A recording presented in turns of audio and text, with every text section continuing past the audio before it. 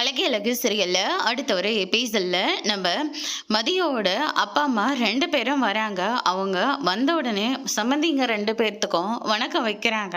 ஆனா அவங்க கொஞ்சம் கூட அவங்கள ரெஸ்பான்ஸ் பண்றதே இல்லை. உங்க பொண்ணு ஏன் இப்படியெல்லாம் பண்ணிக்கிட்டு இருக்கா, உங்க பொண்ணு பொண்ண காரியத்தினால லக்ஷ்மிக்கு நெஞ்சு வலியே வந்துருச்சு அப்படின்னு சொல்லிட்டு மதியை பத்தி நிறைய கம்ப்ளைண்டா பண்ணிக்கிட்டே இருக்காங்க.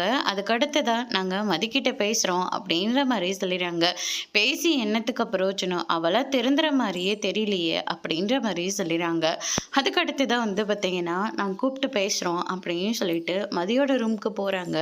எங்களுக்கு வாரத்துக்கு ஒரு நாளைக்கு இங்கே வந்துட்டு போகிறது தான் எங்களுக்கு வேலையா? உங்கள் அப்பாவுக்கு ஏற்கனவே உடம்பு சரியில்லாத ஒரு மனுஷன்.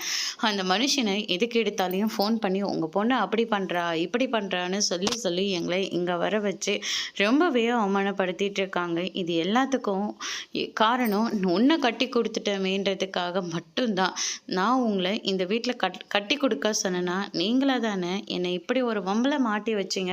தேவையில்லாமல் இப்படி ஒரு குடும்பத்திலையும் என்னை கல்யாணம் பண்ணி வச்சிங்க அப்படின்னு சொல்லிட்டு மதியம் இருந்துட்டு மறுபடியும் கூட கூட பேசிக்கிட்டு இருக்காங்க. அதுக்கடுத்ததான் வந்து பார்த்திங்கன்னா ஆம்பளைங்கன்னா அப்படி தாண்டி இருப்பாங்க, அதுக்கு நம்ம அனுசரித்து தான் போகணும் அப்படின்ற மாதிரி சொல்லிடுறாங்க. ஆம்பளைங்களுக்குலாம் ஒன்று, பொம்பளைங்களுக்குலாம் ஒன்றா, இதெல்லாம் கொஞ்சம் கூட நியாயமே இல்லாமா அப்படின்ற மாதிரி சொல்லிடுறாங்க. ஏன் உங்களுக்கு ஒன்றுனா அப்பா உதவி தானே பண்ணுறாரு, அவர் ஒன்றும் சும்மா இல்லையே அப்படின்ற மாதிரி சொன்ன உடனே நீ நம்ம வீட்டில் இருக்கிற மாதிரி எல்லா வீட்லேயும் நினச்சிக்கிட்டு இருக்க, எல்லா வீடும் அப்படி ஒன்றும் கிடையவே கிடையாது, நீ தேவையில்லாமல் நினச்சிக்கிட்டு இருக்கன்னு நினைக்கிறேன். இங்கே பாரு மதி, இதுக்கு மேலாச்சும் நீ சரியாக இருந்துக்கோ, இந்த குடும்பத்தை அனுசரித்து போய்க்கோ. அழகு மதியை இது வரைக்கும் அவங்க கம்ப்ளைண்ட் பண்ணியிருக்காங்களா? அவங்க பிறந்த வீட்டில் எப்படி வேணாலும் இருந்திருக்கலாம், ஆனால் புகுந்த வீட்டுக்கு வந்ததுக்கப்புறமா இந்த வீட்டில் எப்படியோ அதை அவங்க ஃபாலோ பண்ணலையா, அந்த மாதிரி நீ இருந்துக்கோ. ஏன் இதுக்கு மேலே இங்கே எங்களால் வர முடியாது, உங்களை நான் ஏற்கனவே வர வேண்டாம் தானே சொன்னேன், நீங்கள் தானே வந்தீங்க அப்படின்ற மாதிரி சொல்லிடுறாங்க. கூட கூட பேசுறதை இதோட நிப்பாட்டிக்கோ மதி, இனிமே இப்படி நடக்கக்கூடாது அப்படின்ற மாதிரி சொல்லிட்டு மதிக்கிட்ட நாங்கள் எல்லாம் பேசியிருக்கோம் அப்படின்ற மாதிரி சொல்லிடுறாங்க. அங்கே பார்த்தா தங்கராஜ் வேற உட்காந்துட்ருக்காரு. வணக்கம் சார், உங்கள் பொண்ணை பண்ணுறது கொஞ்சம் போது நியாயமாக இருக்கா? இது வரைக்கும் எங்கள் மாமாத்திக்கு முன்னாடி நான் ஒரு வார்த்தை கூட பேசினதே கிடையாது, கூட ஒரு வார்த்தை பேசினதே கிடையாது. அவங்க பான்னு சொன்னால் வருவேன், போன்னு சொன்னால் போயிடுவேன் அப்படின்னு சொல்லிட்டு தங்கராஜ் வந்து அவரோட பெருமையை சொல்ல ஆரம்பிக்கிறாரு. அதுக்கு அடுத்ததான் வந்து பார்த்தீங்கன்னா நம்ம மதியை கூப்பிட்டு போயிட்டு நான் தனியாக பேசுகிறேன்னு சொல்லிட்டு மதிக்கிட்டேயும் போயிட்டு பேசுகிறாரு. எங்கள் பாருமா, இது ஒன்றும் உன்னோட வீடு இல்லை, நீ வந்த வீடு, நான் என் அத்தை மாமா கிட்ட போய் பேசுகிறேன், நீ மன்னிப்பு மட்டும் கேட்டுரு அப்படின்ற மாதிரி சொல்லிடுறாங்க.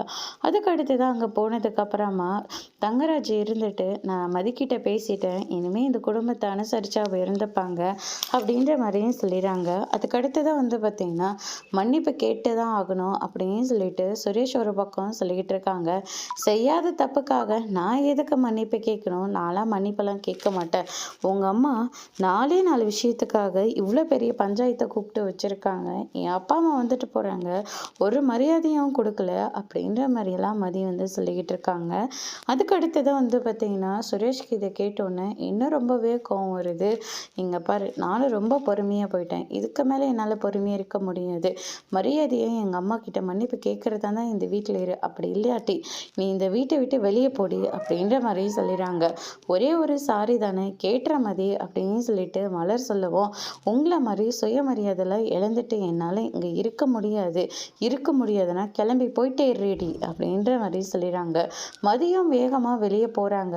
லக்ஷ்மி இருந்துட்டு போயிட்டாங்களான்னு சொல்லிட்டு போயிட்டு பார்க்குறாங்க. பார்த்தா வெளியில தான் உட்காந்துக்கிட்டு இருக்காங்க. இவ எங்கேயும் போகலடா, இங்கே தாண்டா இருக்கா அப்படின்ற மாதிரியும் சொல்லிடுறாங்க. இதை கேட்ட ராகவன் இருந்துட்டு அவ எதுக்காக நம்ம வீட்டு வாசப்படியில் உட்காந்துக்கிட்டு இருக்கா அப்படின்ற மாதிரி ஒரு பக்கம் சொல்லிக்கிட்டு இருக்காங்க. அதோட இன்னைக்கான எபிசோட் முடிச்சிருக்காங்க. இனி அழகே அழகே சீரியல்ல அடுத்தடுத்து என்னெல்லாம் நடக்க போகுதுன்றதை வெயிட் பண்ணி பார்க்கலாம். தேங்க்யூ.